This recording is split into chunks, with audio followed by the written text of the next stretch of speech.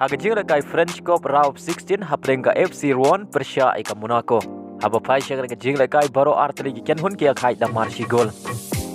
Badai haga penalti shurap korwong kalala ban lim ya Monaco dan Riulasan.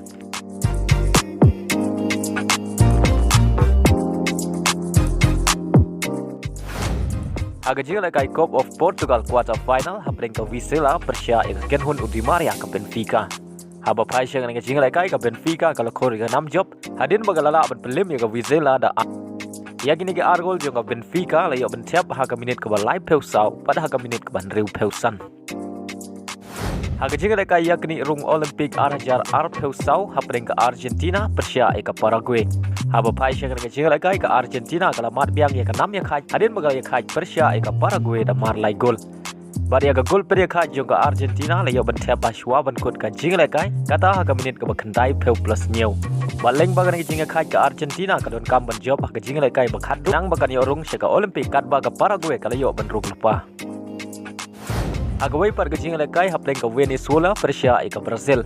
Haba pai shagre gajing lekai ke Brazil kala yo ban penki jar nengkong haga minit ke basan penyau lengba Maurizio Henry tang hadin 10 minit kata haga minit ke ban Riupeu nyau ke Venezuela kala yo ban tap ega gol pen khai lengba Bolivar. Badai haswa ban kot syaga kendai peu minit kata haga minit ke ba pra ke Brazil kala yo biang ban tap ke gol pentam lengba Biro. Badai lama gini ki argol ke Brazil kalala berpelim ya ke Venezuela da ar la kawai.